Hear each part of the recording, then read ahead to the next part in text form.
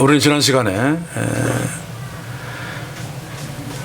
많은 무리가 따르지 않아야 더 정상적인데, 왜냐하면 싫은 소리를 많이 했기 때문에, 그럼에도 더 많은 무리가 예수님을 따라오고 하는 그런 상황 속에서 예수님은 많은 무리와 제자들에게 누가복음 14장 26절 27절의 말씀으로 제자도를 말씀하셨습니다. 우리가 지난 시간에 살폈습니다만 다시 한번 요약하면, 너희들이 나를 호산나 하면서 따라오지만 나보다 자신이나 자신의 가족을 더 사랑하는 자는 능히 내 제자가 되지 못한다. 또 자기 십자가를 지지도 않으면서 나를 따라오는 자도 능히 나의 제자가 될 수 없다라고 하신 말씀입니다. 그러나 그럼에도 불구하고 예수님 당시에 예수님보다 자기 자신을 더 사랑하면서도 주님을 따라오고, 자기 십자가를 지지 않으면서도 주님의 제자가 되려고 하는 자들이 너무나 많았습니다. 지난 시간에 보았듯이 허다한 무리가 바로 그것을 말하죠. 이런 상황은 오늘 이 시대에도 다르지 않습니다. 교회마다 또 신학교마다 이런 자들이 차고 넘치죠. 이 시대에 타락한 교회들은 그것이 부흥이라고 합니다만, 예수님이 보신다면 능히 너희들은 나의 제자가 되지 못하리라 라고 말씀하시면서 이 땅의 교회들을 향해서 도전을 줄 것입니다. 예수님은 이런 자들을 향해서 주님보다, 가족보다 자신을 더 사랑하면서 자기 십자가를 지지 않고 예수님의 제자가 되겠다고 따르는 자들의 비극적인 결말을 오늘 우리가 읽은 본문에서 말씀하고 있습니다. 먼저 두 가지 비유로 말씀하고 있죠.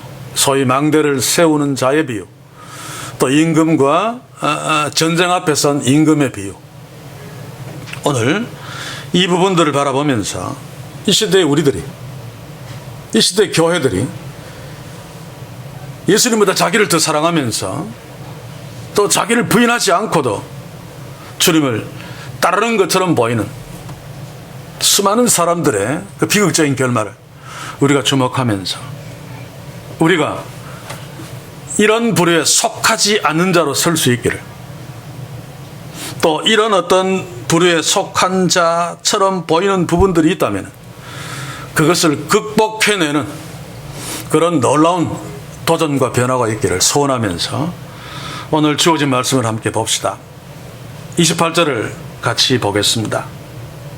너희 중에 누가 망대를 세우고자 할진대 자기가 가진 것이 준공하기까지 족하려는지 먼저 앉아 그 비용을 예산하지 않겠느냐. 예수님 28절을 시작하면서 왜냐하면으로 시작합니다. 이게 무슨 말인가 하면, 주님보다 자기를 더 사랑하면서 자기 십자가를 지지도 않고 주님을 따르는 자들은 나의 제자가 능히 될 수 없다. 그 이유가 뭔고 하면 바로 이런 거다라고 하면서 먼저 망대를 세우는 자의 비유를 말씀하십니다. 여기서 망대는 개인적으로 자신이 소유하고 있는 포도원이나 자기 집을 지키기 위해서 세우는 망대일 수도 있고, 또 도시를 지키는 공공기관에서 세우는 그런 망대일 수도 있습니다만, 여기에서 너희 중에 라고 하는 것으로 보아서 개인이 세우는 포도원 망대라든지 또 집을 지키는 망대임에 틀림없습니다. 자, 그런데 이런 망대를 세우려고 하는 자가 그 망대를 세우기 전에 자신이 그 망대를 세우는데 얼마를 쓸 것인가를 생각하는 비용을 가지고 미리 예산을 짠단 말입니다. 그 이야기입니다. 먼저 앉아 비용을 예산하지 않겠느냐. 저한테 100만 원이 있습니다. 망대 세울 비용으로 100만 원을 쓰려고 하면 기초를 세우는데 한 40만 원 쓰고, 골격을 세우는데 한 40만 원 쓰고, 지붕을 넣는데 한 20만 원 쓰겠다. 그러면 도합 100만 원이 되죠. 그런데 예수님께서 먼저 앉아 비용을 예산하지 않겠느냐라고 하시는 말씀을 보면, 제가 계산한 것처럼 이렇게 적당하게 40만 원, 40만 원, 20만 원 이 정도가 아니고 아주 세밀하게 신중하게 계산을 해야 된다는 말입니다. 먼저 앉아라고 하는 말이 그 말이겠죠. 서서 막 계산하는 것보다 앉아서 계산하는 것이 훨씬 더 집중력을 동원해서 세밀하게 진지하게 계산할 것입니다. 특히 여기 예수님이 예산하다라고 말씀하신 그 단어는 헬라어로 보면 원뜻은 조약돌을 세다라는 뜻입니다.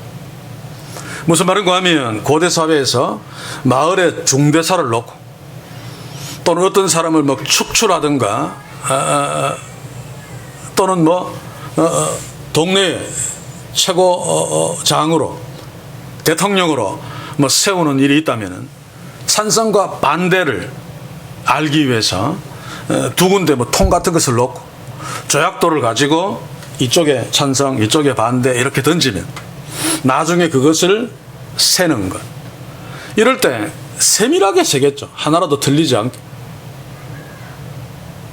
고대 그리스 시대에 아테네에서 도편 추방법 우리 세계사 공부할 때 다 배웠죠. 그것도 비슷한 것입니다. 조개 껍질에 추방할 사람의 이름을 적어서 막 통에 막 담습니다. 그러면 이름을 보고 6,000명이 넘으면 추방합니까?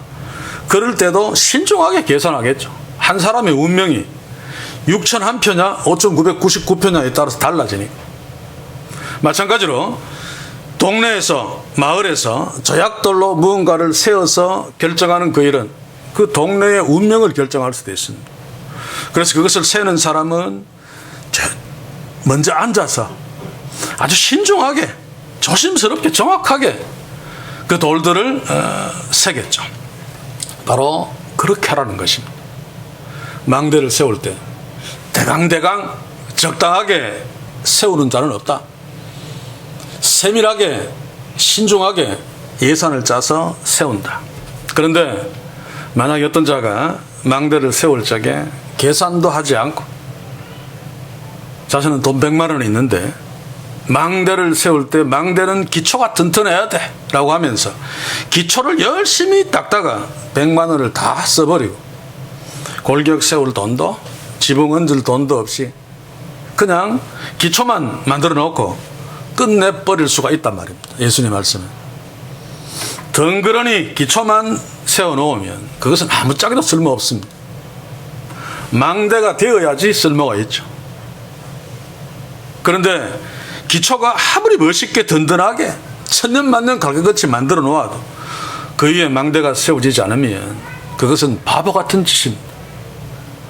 자, 그렇게 해놓으면 손해보는 거죠. 본인은 아무것도 아니니까 망대가 없으니까 포도원이 어떻게 될지도 모르고. 자, 그런데 그 손해에서 끝나지 아니하고 어떻게 되는가 하면 29절 30절에서 예수님은 이렇게 말합니다. 능히 이루지 못하면 보는 자가 다 비웃어 가로되 이 사람이 역사를 시작하고 능히 이루지 못하였다 하리라. 어머니 보시면 보는 자가 다 비웃어 가로되 라고 하는 것은 보는 자들이 비웃기 시작하여 말하되입니다. 이제 비웃기 시작하는 거죠. 이 말의 뜻은 비웃는 것이 한참 갈 거다라는 얘기입니다. 이 사람이 망대에 기초만 덜렁 세워놓고 아무것도 하지 못했습니다. 기초가 자기 집 앞에 포도원 옆에 있는 한 동네 사람들이 지나다니면서 그것을 보면 쯧쯧 바보같이 계속 비웃을 수밖에 없고 그 사람이 그 동네를 떠나지 않는 한 비웃음을 당할 수밖에 없습니다. 자, 그런데 유대인들에게 수치 문화라는 게 있습니다. 그것은 죽음보다 수치를 더 싫어하고 더 두려워하는, 그것을 염두에 둔다면 이 사람은 정말 아무 생각 없이 망대를 세우려고 하다가 기초만 덜렁 쌓아놓고 한 번의 실수인데 죽음보다 싫은 그 수치를 오랫동안 당해야 된단 말입니다. 예수님은 바로 이렇게 바보같이 망대를 세울 때 기초만 덜렁 세워놓고 그래서 동네 사람들에게 죽기보다 싫은 수치를 당하는 그 사람이 누구와 같은가 하면 자기보다 예수님을 덜 사랑하면서 예수님보다 자기를 더 사랑하면서 때로는 아닌 척도 할 수 있겠죠. 자기 십자가를 지지도 않으면서 예수님의 제자가 되겠다고 하면서 예수님을 열심히 따르는 자가 바로 이런 자들이다. 이런 자들의 비극이 바로 수치로, 죽음보다 더 싫은 수치로 사는 그런 자이다라고 말합니다. 성경에서 이런 자를 찾는다면 신약 성경에서 대표적인 예가 바로 가룟 유다일 것입니다. 그리고 초대교회 아나니아와 삽비라일 것입니다. 이들은 예수님보다 자기를 더 사랑한 자입니다. 그런데도 계산을 잘못해서 예수님을 따르다가 지금까지도 오고 오는 모든 그리스도인들에게 가룟 유다, 아나니아와 삽비라, 덜된 놈이라고 하는 수치를 당하고 있지 않습니까? 그래서 우리는 정신을 바짝 차리고 주님의 제자가 된 것, 주님을 따르는 자의 삶을 사는 것, 다시 한번 세심하게 신중하게 돌아보아야 됩니다. 오늘 이 시대 교회들이 그렇게 위대한 주의 종들이, 세계에서 가장 위대한 주의 종들이 그렇게 많고, 그렇게 능력 많은 자들이 많고, 그렇게 큰 교회들이 많고, 구제도 많이 하고 좋은 일도 많이 한다고 하는데 어째서 세상으로부터 개독교라는 소리를 들으면서 수치를 당하고 있을까요? 물론 진짜 주의 몸된 교회이기 때문에, 물론 진짜 주의 제자이기 때문에 세상으로부터 조롱을 당하는 경우도 있지만, 이런 경우는 한국교회에서는 극히 드뭅니다.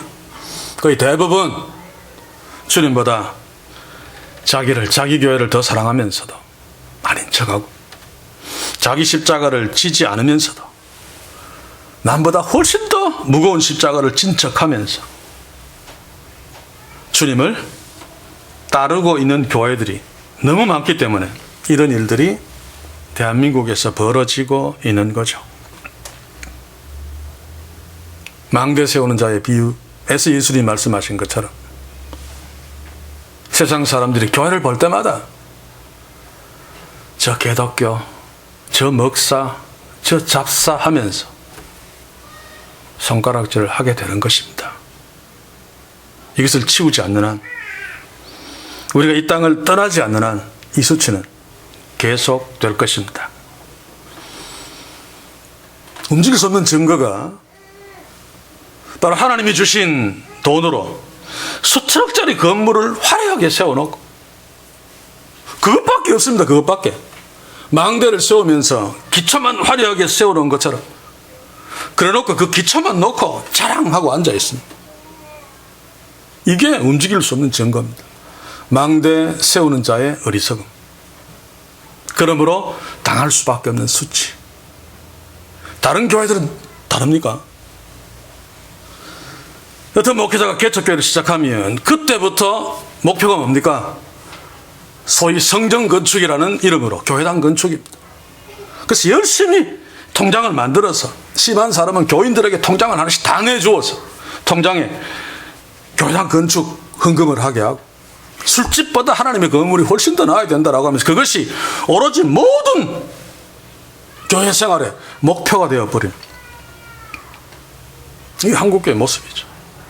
다시 이야기하면 망대를 세워서 지붕까지 얹어야 되는데 바닥 공사에 모든 목표가 바닥 공사에만 치중하고 있는, 그러니 바보죠. 그러니 수치를 당할 수밖에 없습니다.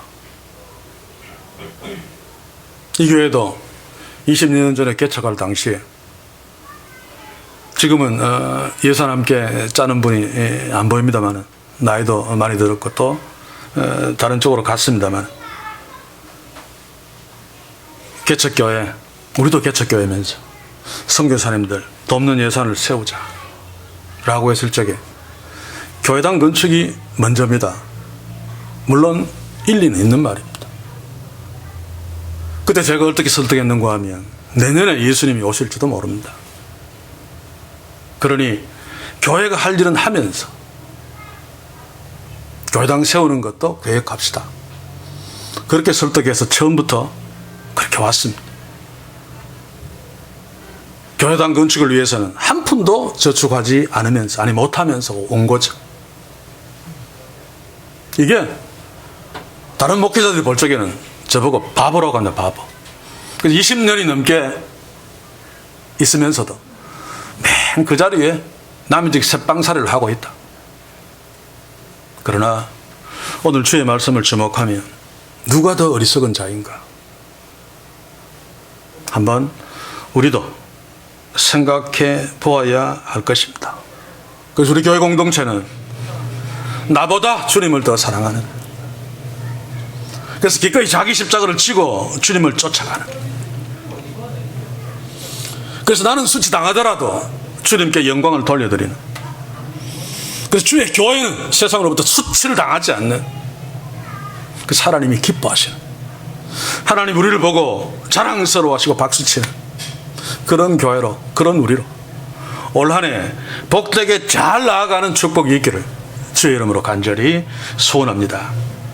이제 주님보다 자기를 더 사랑하면서 또 자기 십자가를 지지도 않으면서 주님을 따라간다고 하는 자들의 비극을 어떤 임금과 전쟁 앞에 서 있는 임금의 비유로 말씀하십니다. 31절 32절을 연달아 읽어보겠습니다. 또 어느 임금이 다른 임금과 싸우러 나아갈 때 먼저 앉아 1만으로 제 2만을 가지고 오는 자를 대적할 수 있을까 헤아리지 아니하겠느냐. 만일 못할 터이면 저가 아직 멀리 있을 동안에 사신을 보내어 화친을 청할지니라. 앞의 비유만큼 단순하고 명료하죠. 그런데 앞의 비유에 비해서 이 두 번째 비유가 그 결과가 훨씬 더 심각합니다. 그렇죠. 앞에 망대 비유는 개인이 바보같이 기초공사만 하고 끝내버리므로 개인과 자기 가족만 수치를 당하면 그것을 끝납니다. 그러나 한 나라의 임금이 잘못 계산해서 전쟁을 잘못해버리면 나라 전체가 끝나버립니다. 군대에 동원된 젊은 아들, 딸들은, 딸이 아니라 아들들은 생명을 잃을 것이고, 또 살아있는 백성들은 노예로 잡혀가거나 여러 가지 모양으로 수치를 당하게 될 것입니다. 그래서 적군이 쳐들어올 때 한 나라의 임금은 전쟁을 할 것인가 말 것인가를 잘 판단해서 대처해야 된다는 말입니다. 만약에 싸우면 100% 질 수밖에 없는데 이 임금이 바보같이 판단을 잘못해서 전쟁을 하면 우리가 이길 것이야 라고 생각하고 군대를 동원해서 싸운다면 분명히 지겠죠.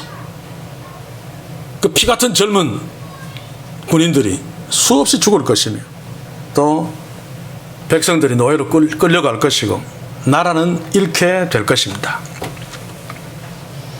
그래서 전쟁을 치르기 전에 2만인데 만으로 이길 수 있을까 없을까? 300명으로도 18만을 이길 수도 있죠. 어쨌든 세밀하게 잘 계산해서 전쟁을 이길 수 없다고 판단되면 재빨리 사신을 보내서 화친을 청해야 된다는 거죠. 다시 말해서 칼을 뽑기 전에, 상대방이 칼을 뽑기 전에 항복해야 된다는 말입니다.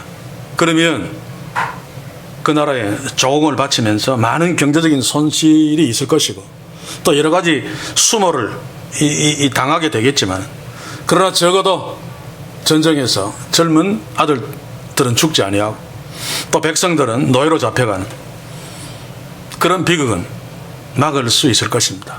또 반대로 전쟁에서 충분히 이길 수 있는데 우리는 만이고 저쪽은 2만이라 해도 우리에게는 초음속 미사일이 있기 때문에 충분하게 이길 수 있는데도 임금이 겁을 먹고 잘못 판단해서 그냥 항복하고 만다면 이 또한 바보 같은 짓일 것입니다.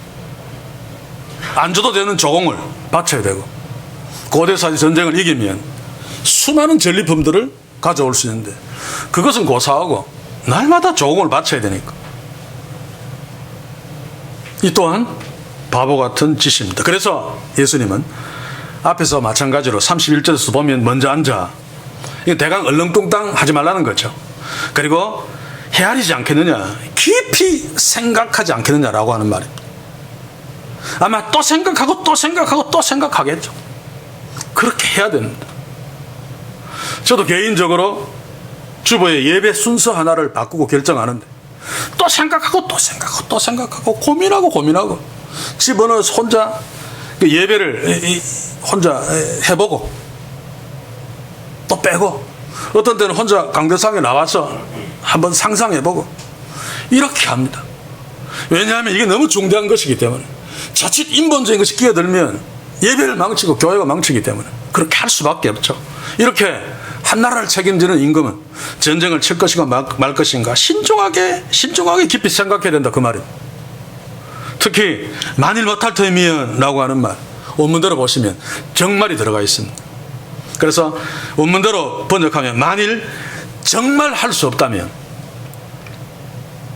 진짜 정말 할 수 없다면 바로 항복해야 되고, 그러나 진짜 정말 할 수 있다면 싸워야 된다, 그 말이죠. 예수님은 지금 임금이 잘못 판단해서 국가적으로 엄청난 비극을 초래할 수 있는 그 상황을 놓고 임금이 신중하고 진지하게 깊이 생각해서 정말로 이길 수 있다면 싸워야 되고, 정말로 이길 수 없다면 싸우지 말아야 된다라고 말씀하고 있습니다. 그런데 반대로 했다면 조금 전에 이야기했듯이 국가적으로 큰일을 당하죠. 많은 사람이 죽고 노예가 되는, 바로 이런 꼴이 주님보다 자기를 더 사랑하면서 자기 십자가를 지지도 않으면서 주님을 따라가고 주의 제자 노릇을 하는 교회의 모습이고, 또 제자들의 모습이다, 제자들의 비극이다 라고 지금 말하고 있는 것입니다. 자, 그런데 이 부분은, 전투 부분은 당시에 예수님의 제자들이나 또 오늘 이 시대의 교회와 우리들은 쳐들어오는 적들이 사악한 영들입니다. 그렇죠? 물론 세상을 앞세워서 위협하고 쳐들어오지만, 그렇기 때문에 성경 말씀 펼쳐놓고 깊이 신중히 생각해 보면 반드시 이기는 전쟁이죠. 그래서 반드시 싸워야 됩니다. 세상이 아무리 골리앗처럼 대단하다 할지라도 주의 말씀 앞에서 앉아서 진지하게 깊이 생각해 보면 정말 이길 수밖에 없는 전쟁이기 때문에 싸워야 되죠. 자, 그런데 이 시대의 타락한 교회들은 싸우지 않습니다. 세상 나라가 너무 크고 권력이 너무 대단하고, 그래서 우리 교회가 예수님도 화친하고 항복하라고 했다. 화친하고 항복해버리는, 항복하는 것도 모자라서 아예 교회를 세상 나라로 만들어버리죠. 그래서 오래전부터 독재자의 안방에, 지금까지도 마찬가지입니다만, 조창기도 해주겠다고 청와대를 기웃거리며 들락거리는 이유입니다. 제가 또 이야기합니다만 대통령이 교회에 찾아와야 되죠. 좀 잘 봐달라고. 그런데 반대입니다. 왜입니까? 임금이 계산을 잘못해서 항복했기 때문입니다. 그러니까 선거철이 되면 온갖 것들이 교회에 들락거리고 있죠. 이것도 이미 교회가 세상과 싸우지 않고 화친하고 항복했다는 증거입니다. 세상과 싸우고 있으면 세상 정치인들이 교회가 무서워서 교회에 기웃거리고 하지 못합니다. 그렇지 않은 이 시대의 교회의 모습을 보면서 이게 얼마나 심각한 것인지 우리는 깊이 깨달을 필요가 있습니다. 이 시대 타락한 교회들, 계산을 엉터리로 하는 바람에 세상과 화친을 청하고 세상에 항복해버림으로 세상에 노예가 되고 만 지 오래되었습니다. 왜 이렇게 되었습니까? 그것은 타락한 이 시대 교회들이 주님보다 자기를, 또 교회 자체를 더 사랑했기 때문입니다. 자기 십자가를 지지 않고도 주님을 따르는 제자인 척 했기 때문입니다. 그렇다면 우리 교회는 어떠한가 질문해야 되겠죠. 하나님이 우리에게 주신 부를 우리는 지금 어디에 쓰고 있는가? 나의 가족들을 위해서만 쓰고 있다면 그것은 망대를 세울 적에 바닥만 잘 다져놓은 자처럼 어리석은 삶입니다. 계속 그대로 가면 끝내 수치를 당하게 될 것입니다. 그래서 비용을 잘 계산해서 나와 가족을 위해서는 바닥공사에만 투자하지 말고 망대 골격과 지붕도 세우는데 잘 분배해서 사용함으로 망대를 완성하는, 그래서 하나님이 기뻐하시고 축복하시는 그런 잘 계산된 삶이, 그래서 망대를 잘 세우는 축복이 우리 교회 우리에게 있기를 주의 이름으로 간절히 소원합니다. 시간도 마찬가지죠. 자기와 자기 가족들만 위해서 잠자는 데만, 돈 버는 데만 시간을 쓴다면 망대 바닥만 만들어 놓고 나머지는 아무것도 하지 못하는 그런 어리석은 자의 모습입니다. 그 시간도 잘 분배해서 앉아서 조약돌을 세는 것처럼 돈 버는데, 또 나의 취미생활, 자녀들을 위해서, 또 하나님의 말씀 묵상하는데, 기도하는데 잘 분배해서 기초, 권력, 지분까지. 그러므로 주께서 너희는 능히 나의 제자가 되지 못하리라가 아니라 너는 나를 따르라, 능히 나의 제자가 되리라 라고 하는 주님의 기뻐하시는 소리를 듣는 우리 모두가 되기를 주의 이름으로 간절히 소원합니다. 이제 예수님은 26절, 27절의 제자도를 다시 한번 다른 말로 말씀하십니다. 그게 33절인데, 그래서 26절, 27절과 함께 33절을 같이 보시기 바랍니다. 이와 같이라고 하는 것이 앞에 두 비유에 걸리는 것이 아니고 앞에 걸리죠. 자기보다 주님을 덜 사랑하면서도, 자기 십자가를 지지 않으면서도 주님을 좇는 자, 능히 나의 제자가 되지 못하는데, 이와 같이 그렇게 되지 않으려면 그런 자들은 모든 자기의 소유를 버리지 않는 자다. 그러니 이런 자는 능히 나의 제자가 되지 못한다 라고 말씀하시는 것입니다.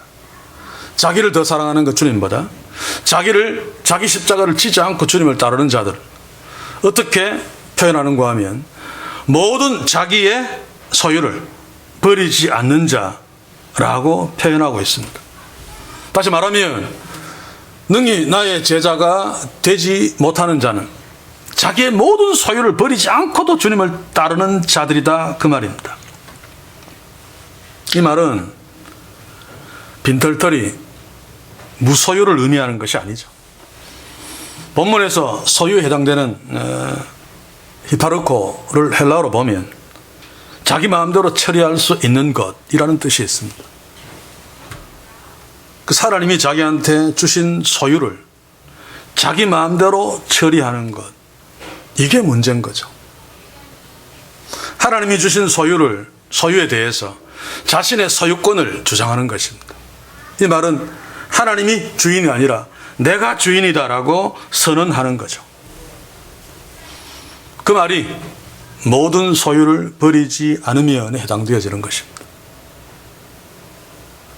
모든 것에 대해서 하나님의 소유권을 인정하지 않고 자신의 소유권을 주장하면서 자신이 그 소유의 주인이 되는 것. 그래서 부자의 비유에서 부자의 문제가 뭡니까? 소유가 많다는 것이 아닙니다. 그 소유에 대해서 내가 주인이야 라고 자신의 소유권을 주장하는 것이 문제죠. 한번 읽어보겠습니다. 누가복음 12장 17절 18절. 심중에 생각하여 가로되 내가 곡식 쌓아둘 곳이 없으니 어찌할꼬 하고, 또 가로되 내가 이렇게 하리라. 내 곡간을 더 크게 헐고 더 크게 짓고 내 모든 것과 모든 곡식과 물건을 거기 쌓아두리라. 부자는 유대인입니다. 그래서 주변 사람들이 부자가 된 것 하나님이 축복하셔서 그렇다, 하나님을 잘 믿는 자다라고 칭찬받는 자임에 틀림없습니다. 이런 자가 하나님이 주신 것임에도 불구하고 그가 말하는 말 속에는 하나님은 없고 나라고 하는 자신밖에 없습니다. 자기가 주인인 거죠. 그래서 내가 이렇게 하리라 라고 하면서 하나님이 주신 것의 소유권을 주장하고 있습니다. 하나님이 주신 곡식이, 그래서 자기 창고에 쌓여져 있는 그 곡식이, 그 곡식의 주인이 하나님이신데 아니야 내다 라고 하고 있죠. 이 말은 그에게 하나님이 없다는 뜻입니다. 그러니 어리석은 부자가 아닐 수 없습니다. 우리가 잘 아는 예수님께 찾아나온 부자관은, 예수님이 뭐라 그럽니까?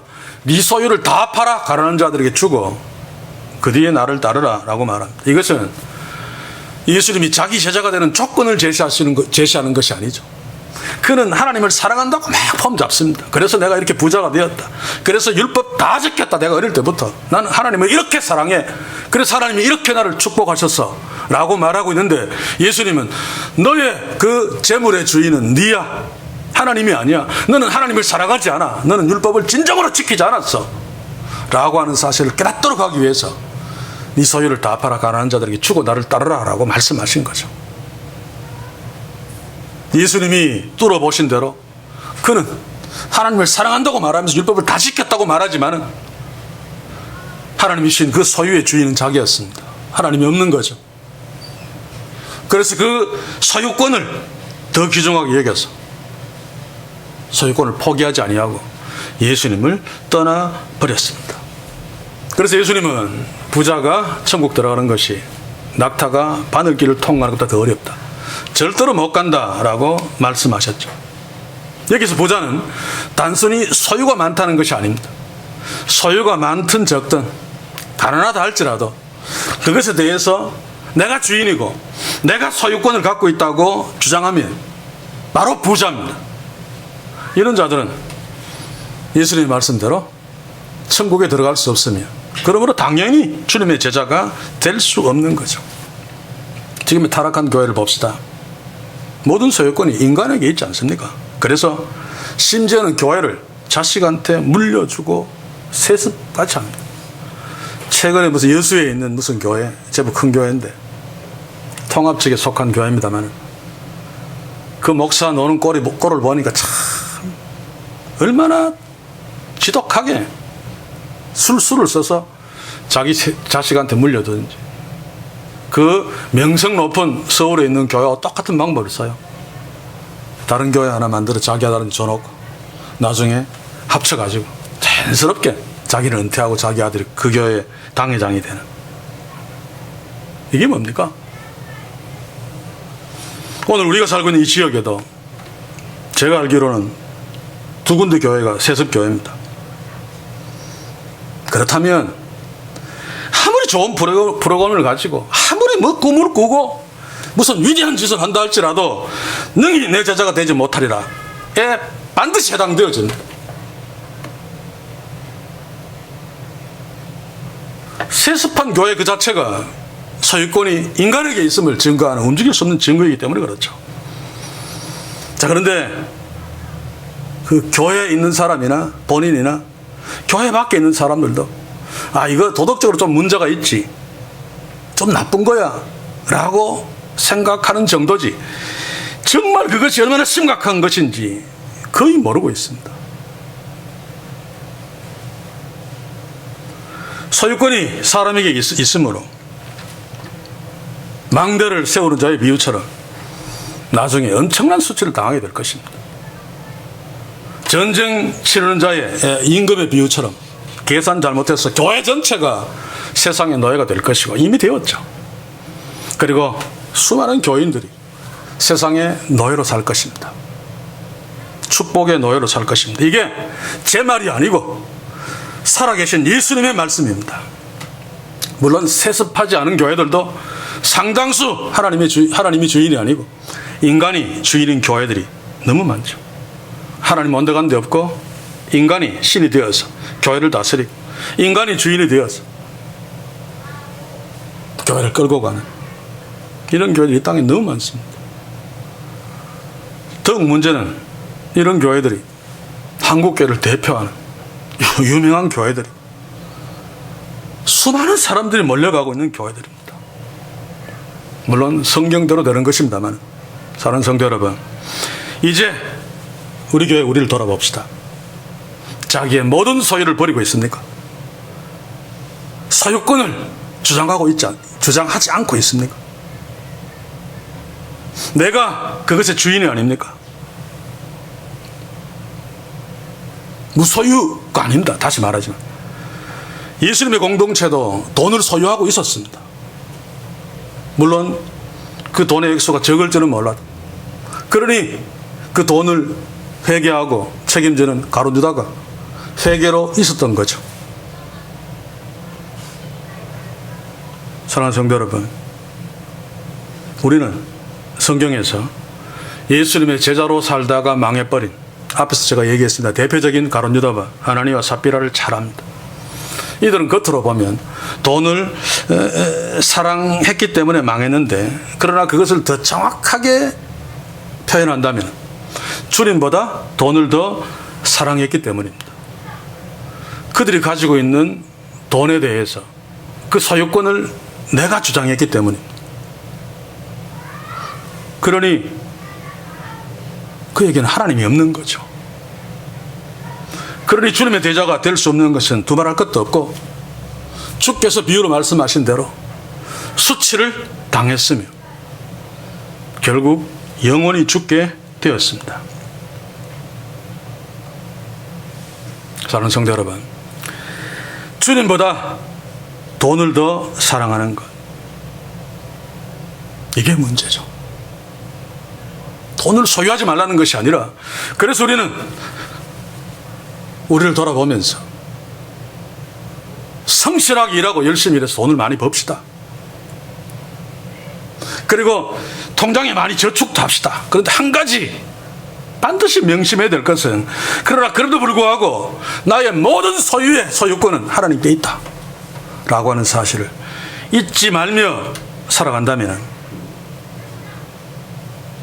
우리는 나보다 돈보다 주님을 더 사랑할 수 있습니다. 모든 것의 소유권이 주님께 있다. 나의 주인은 하나님이시다 라고 하는 것이 분명하면 그냥은 절대로 안 되는데, 나보다 돈보다 가족보다 주님을 더 사랑할 수 있고 자기 십자가를 지고 주의 제자로 살아갈 수 있습니다. 우리 교회 우리는 세상 그 무엇보다도 주님을 더 사랑하며 우리에게 주어진 모든 것의 소유권이 주께 있음을 고백하면서 나아감으로 하나님이 기뻐하시는, 그래서 가룟 유다처럼 아나니아와 삽비라처럼 수치당하며 망하지 아니하는 그런 주의 제자로 올 이 한 해를 살아감으로 주의 영광을 더 빛나게 드러내고 주께 주시는 복들을 더 많이 누리면서, 그럼에도 이 복의 주인은 하나님이십니다. 우리의 모든 것에 나마저도의 주인은 하나님이십니다 라고 고백하며 사는 진짜 축복이 있기를 주의 이름으로 간절히 소원합니다. 이제 예수님은 가룟 유다와 같은 자의 그 비극적인 삶에 대해서 더 실감나게 소금 비유로 다시 강조하십니다. 이 마지막 부분이죠. 33절, 4절, 35절 한번 보십시오. 제가 읽지는 않겠습니다. 여기에 소금은 좋은 것이나 라고 하는 것, 지금도 소금 없이는 못 삽니다만 고대 사회 소금은 양념, 음식에 치는 양념, 또 특별한 어떤 식물에는 꼭 필요한 거름으로도 쓴답니다. 거름, 또 방부제, 썩지 않게 만드는, 주로 생선에 치죠. 그리고 소독제, 상처 같은 데도 소독하는, 그 특별히 어린아이가 태어나면 신생아의 몸에 소금으로 막 발라가지고 청결하게 만드는 청결제로도 쓰여진다고 합니다. 그래서 고대 사회에서 소금은 굉장히 귀중한 것이고, 그래서 값도 대단히 비쌌다고 합니다. 그래서 나라에서 관료들이나 또 군인들에게 금조를 줄 적에 때로는 소금으로 금료를 주었다고 합니다. 그러면 소금으로 금료 받은 사람은 너무 좋아했다고 합니다. 너무 귀중한 것을 금료로 받으니까 말입니다. 자, 그런데 소금도 만일 그 맛을 잃었으면 이라고 하는 것이 이제 문제가 되죠. 왜입니까? NaCl 결정체 소금은 절대로 변하지 않습니다. 그렇죠? 이게 맛을 잃을 수 없습니다. 그래서 고대인들은 어떤 중요한 약속을 할 적에 소금을 넣고 언약을 합니다. 절대로 변치 말아야 된다. 이거 소금 언약이라고 하죠. 구약성경 읽으면 종종 등장합니다만. 자, 그래서 예수님께서 이 말씀은 어쩌면 소금은 절대로 변하지 않지만 만약에 변한다면 이렇게 돼 라고 가정법을 썼을 가능성이 있고, 아니면 고대 사회에서 주로 쓰는 암염을 염두에 두시고 말씀했을 가능성이 있습니다. 두 번째 가능성이 좀 더 큰데, 예수님 당시에 소금은 천일염 또 있었지만 그건 굉장히 극소수고 대부분 암염이었습니다. 바로 근방에 사해 바다가 있으니까 아마 장사꾼들이 개인적으로 거기 가지는 못하겠죠. 거기 가서 사해 부근의 구덩이에 소금과 뭐 석회석, 뭐 현무암, 불순물들이 막 섞여 있는 소금 웅덩이들이 있습니다. 그것을 캐내어서 잘게 부수겠죠. 그 자루에 넣어서 가지고 와서 팔 것입니다. 그러면 가정에서 그 자루에 든 소금을 사서 두고 필요할 때마다 꺼내어서 물에 담구어서 소금기를 다 물에 녹여내고 불순물은 버리고 그 물을 그냥 쓰든지 아니면 건조시켜서 결정체를 만들어서 쓰든지 그렇게 할 것입니다. 그런데 불순물로 남은 돌과 뭐 찌꺼기 같은 것은 안 좋은 냄새가 또 난다고 합니다. 저는 냄새를 안 맡아서 모르겠는데 바로 이런 것. 그런데 자루에 소금이 섞인 돌을 보관을 잘못하면 습기가 확 차서 소금기는 다 빠져버리고 돌만 남을 수 있겠죠. 바로 이런 것을 그 시대 사람들이 짠맛을 잃어버린 소금이라고 했답니다. 그래서 예수님은 이것을 염두에 두고 말씀하셨을 수도 있습니다. 어쨌든 소금이 그 짠맛을 잃어버리면 땅에도 걸음에도 아무짝에도 쓸모없다라고 하는 거죠. 주의 제자라고 하면서 자기보다 주님을 덜 사랑하고 자기 십자가도 지지 않고 주님을 따르는 자들이 바로 짠맛을 잃어버린 소금과 같이 어디에도 쓸데없는 자들이다. 교회 하나님 나라에서 전혀 쓸데없는 자들이다 라고 예수님이 이 소금 비유로, 소금 이야기로 말씀하고 있는 것입니다.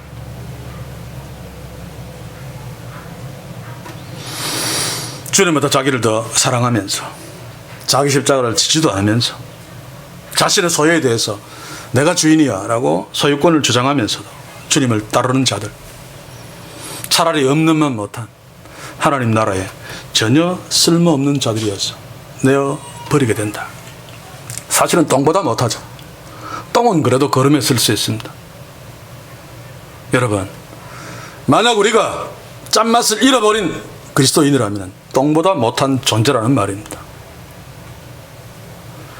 명심해서 우리 모두가 새겨들어야 할 것입니다. 하느님의 삽별아, 초대교회 똥보다 못한 존재였죠. 가룟 유다 차라리 주님의 제자 그룹 속에 없었으면 더 나은 존재, 짠맛을 잃어버린 소금처럼 결국 하나님 나라에서 버리워지고 말았습니다. 사랑하는 성도 여러분, 우리 교회와 우리는 어떻습니까? 혹시 짠맛을 잃어버린 소금처럼 하나님 나라에 쓸데없는 존재인지는 아닌지 한번 생각해 보신 적이 있습니까? 이 시간에 한번 깊이 생각해 봅시다.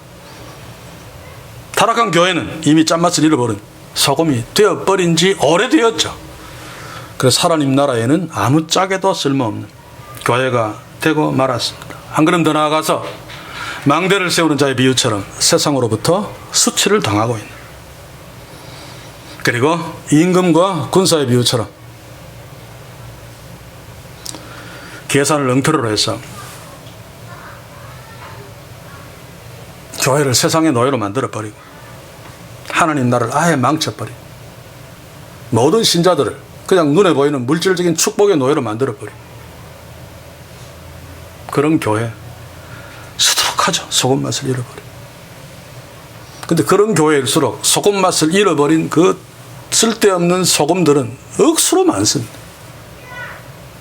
그래놓고 그것을 자랑하고 있습니다. 사랑하는 성도 여러분, 우리 교회 공동체는 비록 소금이 적을지라도 절대로 그 짠맛을 잃어버리지 않고 짠맛을 내는, 예수의 맛을 내는, 십자가의 맛을 강하게 내는 그런 교회로 서서 하나님이 기뻐하시고 우리에게 박수 치시며 너희 때문에 하나님 나라가 썩지 않고 있어, 너희 때문에 하나님 나라를 통해서 내가 영광 받고 있어, 이런 소리를 듣는 축복이 올 한 해 내내 우리 교회를 통해서 풍성하기를 또한 주의 이름으로 간절히 소원합니다. 그럼 이제 마지막으로 가장 중요한 질문 한 가지를 합시다. 우리가 소금의 짠맛을 잃지 말아야지 라고 한다고 해서 짠맛을 잃지 않을 수 있습니까? 짠맛을 다 잃어버린 이 땅의 교회들은 에이씨 우리 짠맛을 잃어버리자 라고 했기 때문에 잃어버렸습니까? 아니죠. 짠맛을 잃고 싶지 않다라고 하든 짠맛을 잃고 싶다라고 하든 이거 한 가지 안 하면 무조건 짠맛을 잃게 되어 있습니다. 그래서 주목해야 됩니다. 우리는 어떻게 해야지 짠맛을 잃지 않은 소금처럼 주의 제자로 살아갈 수 있겠는가? 오늘 주님의 말씀 중에 이 질문에 답이 있습니다. 35절 다시 보십시오. 그 부분 들을 귀 있는 자는 들을지어다. 이게 가장 중요한 말씀입니다. 들을 귀가 처음부터 없는 자들은 주의 제자가 처음부터 아니죠. 이런 자들은 들을 귀가 없기 때문에 아무리 열심을 내어 주님을 따른다 할지라도 주의 제자가 절대로 될 수 없습니다. 왜냐하면 주의 말씀을 들을 수 없기 때문에. 그런데 주의 제자가 될 수 있는 자들은 하나님께서 이미 하나님의 말씀을 들을 수 있는 귀를 주신 자들입니다. 오늘 저와 여러분들은 예배 앞에 서서 저를 비롯해서 우리 모두는 지금 하나님의 말씀을 듣고 있습니다. 그래서 우리는 들을 귀가 있는 주의 제자임이 틀림없습니다. 여러분, 제가 자주 강조합니다만 인간은 누구라도 그가 세종대왕이든 이순신을 할지라도 주의 말씀을 듣지 않으면 용 빼는 재주가 없습니다. 하나님의 말씀을 들어야지 자기보다 주님을 더 사랑할 수 있습니다. 주의 말씀을 들어야지 자기 소유에 대해서 자신의 소유권을 주장하지 아니하고 하나님이 주인이십니다라고 고백할 수 있단 말입니다. 하나님의 말씀을 들어야지 짠맛을 잃지 않은 소금 같은 주의 제자로 살 수 있습니다. 그래서 우리에게 가장 중요한 문제는 그 주의 말씀을 듣고 있는가, 이게 문제입니다. 여기서 예수님이 말씀하실 들을지어다, 이게 히브리어로 쉐마죠. 쉐마의 뜻이 뭡니까? 들어라, 생각하라, 순종하라입니다. 그보다 더 많은 뜻이 있습니다만 중요한 거 세 가지만 감추려내면, 사랑하는 성도 여러분, 주께서 우리에게 들을 귀를 주셨는데 그 귀를 쫑긋 세워서 주의 말씀 앞에 설 때마다 진지하게 집중해서 그 말을 들으며 이 말씀의 뜻이 무엇인가, 하나님 우리에게 무엇을 원하지, 하나님은 누구신가 깊이 생각하며 그 뜻에 따라 주의 말씀에 순종하는 자로 서서 짠맛을 내는 소금으로 주께서 기뻐하는 제자로 주께 영광 돌려드리면서 이 한 해를 살 수 있기를 바랍니다. 여러분 34절을 보시면 소금이 좋은 것이나 소금도 만일 그 맛을 잃었으면 이라고 하는 이 잃었으면 이 단어가 재미있습니다. 여기에서 잃다라고 하는 단어 원문대로 보시면 어리석게 되다 입니다. 소금이 어리석게 되는 것이 소금 맛을 잃은 거죠. 바보같이, 그죠? 자, 이 시대 교회가 아무리 잘나고 똑똑하다고 해도 하나님의 말씀을 듣지 않으면 소금처럼 어리석게 되는, 짠맛을 잃어버리게 되는 교회가 어리석게 될 수밖에 없습니다. 그래서 어리석게 된 교회는, 인간이 교회의 주인 노릇을 하면 교회를 자기 자식에게 물려줄 수밖에 없죠. 주의 말씀을 듣지 않으니까 어리석은 소금처럼 짠맛을 잃어버려서 그렇습니다. 주님보다 자기를 더 사랑하면서도 그것을 모릅니다. 자기가 져야 될 십자가 다 꺾어서 불태워버리고 축복과 귀정만 남겨놓고 우리가 얼마나 큰 교회당을 지었나, 우리 교회에 얼마나 많은 사람들이 모이고 있나, 얼마나 많은 헌금들을 하고 있나, 얼마나 많은 구제를 하고 얼마나 많은 선교사들을 파송하고 있나, 이런 것들만 자랑하면서 돈잔치를 벌이고 있습니다. 그것이 바닥만 덩그러니 만들어 놓은 어리석은 짓인 줄 모르고, 그것이 계산 잘못해서 전쟁에 져서 젊은이들 다 죽이고 노예로 사는 수치의 삶인 줄 모르고, 그래서 우리는 기도해야 됩니다. 우리 조국교회를 위해서. 또 우리는 먼저 우리가 주님 앞에 짠 소금으로 흔들림 없이 서야 합니다. 저는 세상이 다 그렇게 가도 우리와 우리 교회는 자기보다 주님을 더 사랑하며 자기 십자가를 지고 주님을 쫓아가는 축복이 있기를 소원합니다. 소금 맛을 잃지 않은 짠맛을 내는, 그래서 타락한 세상이 그 짠맛 때문에 겁나서 감히 교회를 기웃거리지 못하는 이런 축복. 그래서 이 교회를 통해 하나님이 영광 거두시며 하나님이 기뻐하시며 우리를 향해 박수치시 이런 진짜 축복. 날마다 들을 귀를 주신 주님 앞에서 주의 말씀에 귀 기울임으로 우리 삶에 우리 교회에 풍성하기를 주의 이름으로 간절히 소원합니다. 기도합시다. 주여, 이 시간에 저희들 도전받지 않을 수 없습니다. 네가 네 모든 소유를 버렸느냐? 네가 소유권을 주장하고 있지 않느냐? 네 소유의 주인이 하나님이신가 물을 적에 자신 있게 대답할 수 없음을 고백합니다. 그러나 그럼에도 불구하고 주의 성령께서 우리 속에 계시어서 우리를 새롭게 하시며 하나님의 자녀로 살아가게 축복하실 것을 믿습니다.